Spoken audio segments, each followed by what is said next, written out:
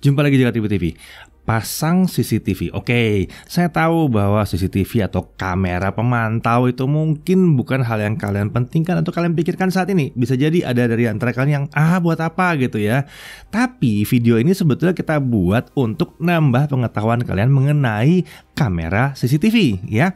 Dan buat kalian yang sedang mikirin mau cari CCTV, mungkin video ini siapa tahu bisa membantu pemahaman kalian dalam proses awal memilihnya.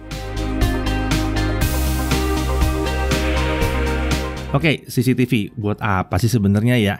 Ya ini yang dikatakan semua orang yang belum pernah mengalami masalah dengan keamanan. Ya selalu gitu memang ya. Kamera pengaman seperti ini sebenarnya yang akan membuat kita bisa melakukan pemantauan bahkan perekaman kondisi tempat-tempat yang ingin kita amankan gitu. Jadi kita bisa tuh lihat siapa yang ada di luar rumah pada saat ada bunyi-bunyi aneh di luar misalnya, kita bisa langsung lihat ya. Dan kalau terjadi memang ya tidak diharapkan, tapi kalau terjadi hal-hal yang tidak diinginkan seperti pencurian, pembobolan segala macam, itu bisa terekam semuanya dan bisa dipakai buat jadi barang bukti atau bahkan buat identifikasi ya. Nah, tersedia CCTV ini juga membuat sebetulnya calon pembobol, calon maling mikir mikir dulu.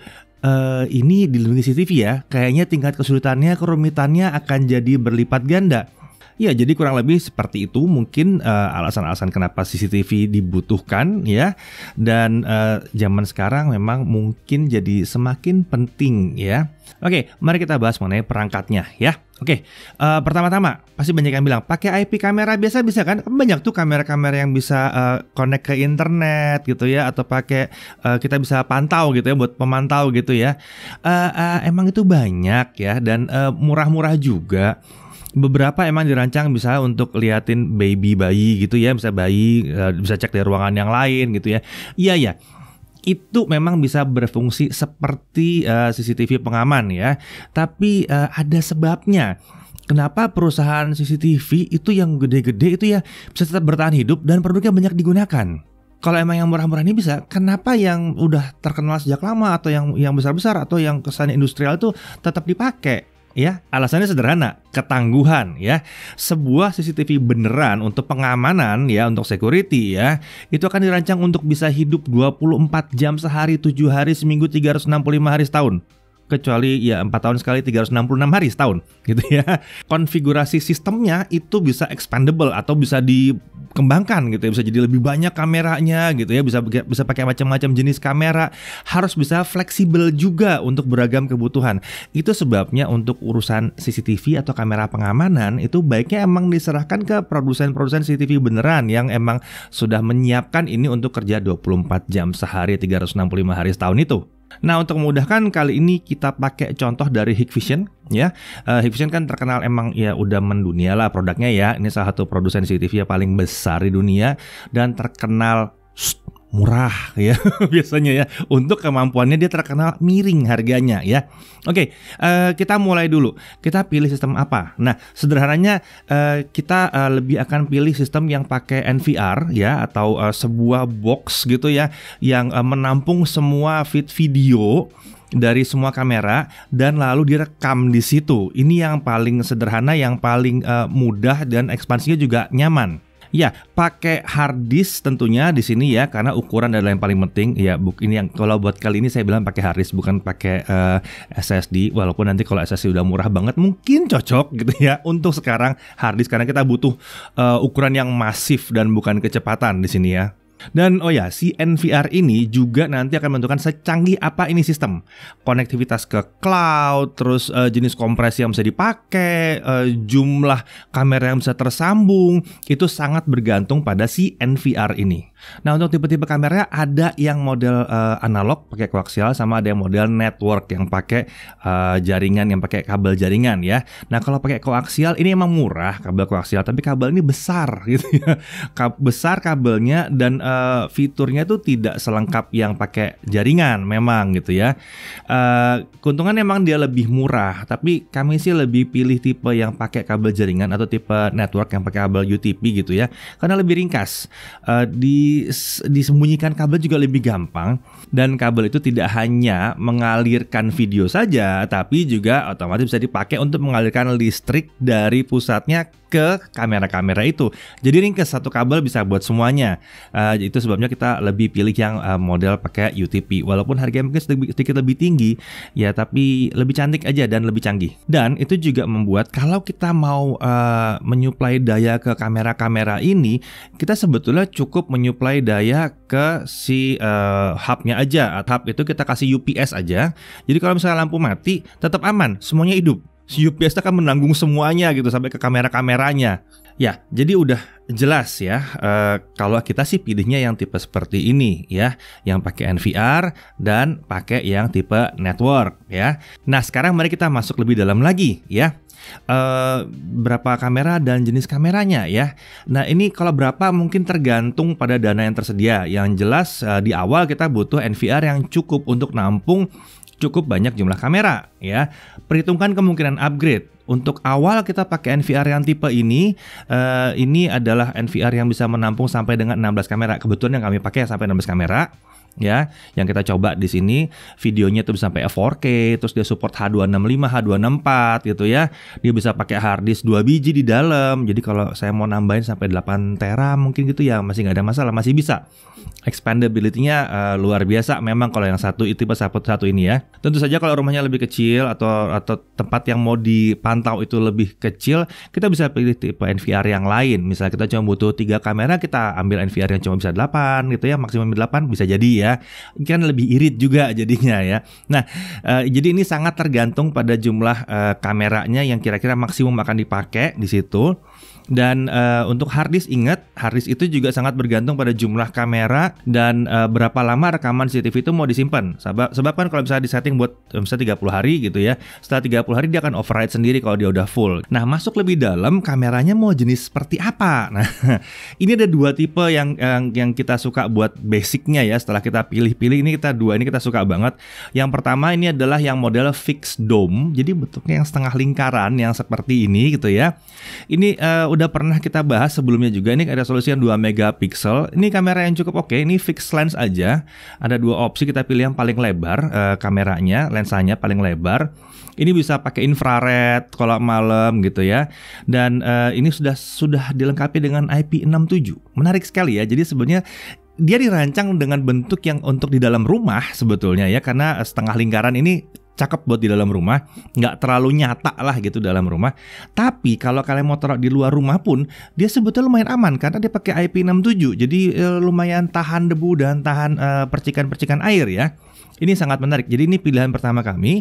Kalau kalian mau pasang ini di tempat yang tidak terlalu mencolok ya, dimana tidak terlalu nyata ada sebuah kamera, ini pas banget. Sementara itu yang satu lagi yang ini adalah tipe bullet. Kemampuannya mirip banget sama yang tadi, sama yang dome tadi setengah lingkaran.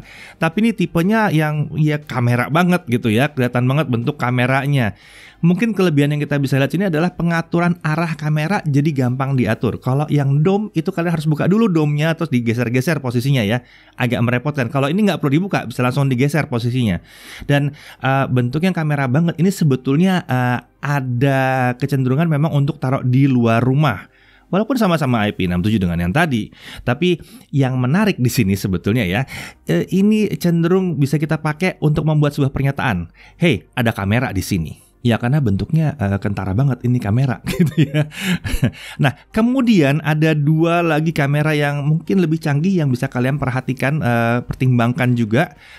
Kita sih mempertimbangkan yang 2 ini. Yang pertama adalah sebuah kamera 5 megapiksel fisheye fixed dome network kamera. Ya, jadi ini kamera fisheye yang bisa melihat 180 derajat. Ya, pada dasarnya letakkan dia di langit-langit dan dia akan bisa melihat seluruh ruangan ya. 180 derajat kelihatan semua. Kamera ini juga termasuk yang canggih, ada line crossing, bisa disetting di situ, intrusion, face detection itu juga bisa ya sebetulnya di situ. Tapi pada dasarnya yang menarik adalah kamera ini 180 derajat ini sebetulnya menarik kalau kalian masuk di dalam rumah misalnya, atau ya kalau dalam toko ya udah pasti ini menarik sekali sih.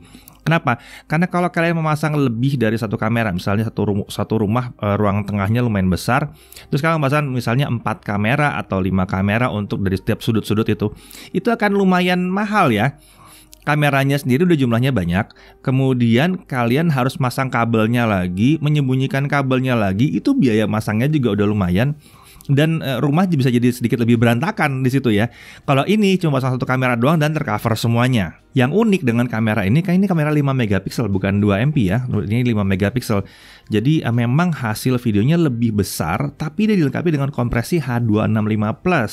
Jadi ya, dia bisa dikompres lebih kecil hasil perekaman videonya. Tentunya ini harus kompatibel dengan NVR. Itu sebabnya kita tadi pilih NVR yang 16 itu karena dia bisa support ini. Nah, itu untuk yang spesial di dalam rumah. Lalu ada lagi yang satu ini lebih unik lagi ya untuk di luar rumah karena dia punya variofocal lens. Jadi lensanya itu bisa disetel mau lebih lebar atau mau lebih sempit ya. Jadi misalnya kalian mau taruh kamera ini untuk memantau, kalau saya contohnya ini untuk memantau pintu pagar mungkin ya. Jadi kita bisa taruh ini misalnya di atas agak jauh, terus dia ngezoom in itu bisa. Atau taruh agak dekat terus yang lebar bisa ya. Jadi ini sangat fleksibel sekali. Sayangnya emang ini nggak pakai motor ya, nggak bisa ngezoom pakai motor kita bisa atur. Ini nggak zoom pakai motor, tapi ini memang kita bisa set secara manual, variofocal kita bisa set secara manual. Yang menarik juga dia sudah autofocus dan lagi-lagi pakai infrared. Dan kenapa ini cocok banget di depan selain IP67, jadi kalau kena cuaca ya hujan tuh nggak ada masalah. Tapi yang paling menarik adalah dia memiliki sistem audio 2 arah. Jadi kita bisa mendengar apa yang terjadi di depan pintu rumah, misalnya seperti ini. Oke. Nah ya begitu ya, kami bahkan bisa ngezoom in kalau lihat di depan rumah. Wah ini ada orang depan rumah, oke lagi bapak ya, kita bisa zoom in gitu. Kita bisa lihat apa yang dibawa, misalnya seperti itu. Atau mau lihat lebih jelas lagi, bisa. Tentunya itu zoom in digital ya. Nah tentunya kalian nggak perlu pakai semua kamera itu, tapi itu bisa dipertimbangkan kalau kebutuhannya memang ada ya. Karena yang 2 terakhir yang memang penting nggak penting ya, mengcover semuanya ya penting nggak penting. Di dalam rumah juga untuk kalian mau pasang CCTV, kemudian untuk di luar rumah mungkin ada yang butuh ya udah gambar aja nggak apa-apa, tapi mungkin ada yang butuh saya mau dengar suaranya seperti apa di depan, ada yang ngomong apa di depan, mungkin ada yang bilang permisi saya dari ini apa segala macam ya, pingin dengar, bahkan kalian bisa ngomong kalau dipasang speakernya kalian bisa ngomong balik gitu ya. Jadi ya penting nggak penting sebetulnya ini ya gitu ya, tergantung kebutuhan dan preferensi kalian masing-masing. Nah, sebagai tambahan, bahkan kalau dibutuhkan, Hikvision juga punya kamera yang bisa bikin pengenalan wajah dan mengukur suhu tubuh di sini ya. Kamera ini bisa dikonfigurasi untuk beragam kebutuhan, bahkan bisa dipadukan dengan pengendali kunci pintu. Ya, misalnya suhu tubuhnya udah oke, baru kunci pintu kebuka, itu bisa gitu ya. Jadi ini bisa taruh di luar rumah, di sisi luar rumah untuk melakukan scanning temperatur sebelum mengizinkan tamu itu masuk ya. Ya, jadi tamu scan dulu, baru masuk ke dalam rumah ya. Kalau udah oke, baru masuk gitu ya. Dan scanningnya juga cukup cepat, seperti ini.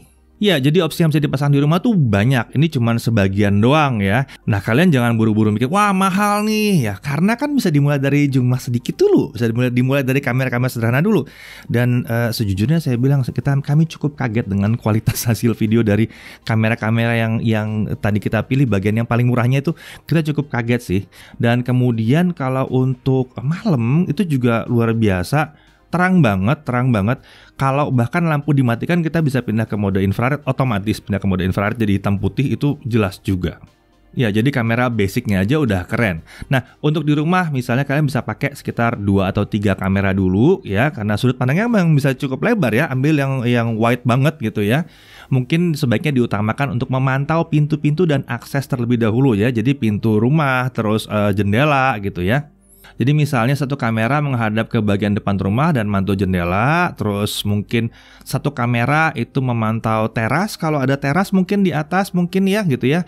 Lalu ada satu kamera di depan pintu yang memantau pintu gerbang masuk. Bisa jadi start dari itu dulu. Nah, kalau dibutuhkan kalian bisa masang di bagian dalam rumah. Tentunya prioritasnya adalah memantau akses masuk. ya, tapi dari dalam rumah ya gitu ya. Dan kalau untuk kami pasang yang 180 derajat, jadi bisa mantau di bagian dalam rumah secara keseluruhan ya. Tentunya dengan NVR yang cukup canggih, emang kita bisa kontrol semuanya dari NVR, kita bisa lewat cloud juga, dan kita bisa kontrol dari smartphone tentunya ya. Kita bisa cek semua kamera yang terpasang langsung dari smartphone. Nah, sejauh mana dan sedetail apa kalian ingin memantau rumah tempat tinggal dengan CCTV itu kembali ke preferensi kalian tentunya. Yang perlu diingat adalah untuk urusan keamanan, jangan terlalu meremehkan investasi. Gunakan perangkat yang memang dirancang untuk kerjanya nonstop, bukan sekedar berfungsi seperti CCTV. Ya, itu beda ya. Karena kalian butuh perangkat ini tuh bisa bekerja dengan baik dan diandalkan bertahun-tahun, bukan sekedar hidup di bulan-bulan pertama doang, ya kan? Nah, kalau misalnya kalian ada yang mau ditanyakan soal perangkat CCTV dan teknologi, terutama terkait dengan yang kami bahas kali ini dari Hikvision, ya silahkan tulis pertanyaan di kolom komentar. Oke? Sekian dulu pembahasan kali ini. Sampai jumpa lagi di video berikutnya. Saya Deddy Irfan, Jaga TV TV.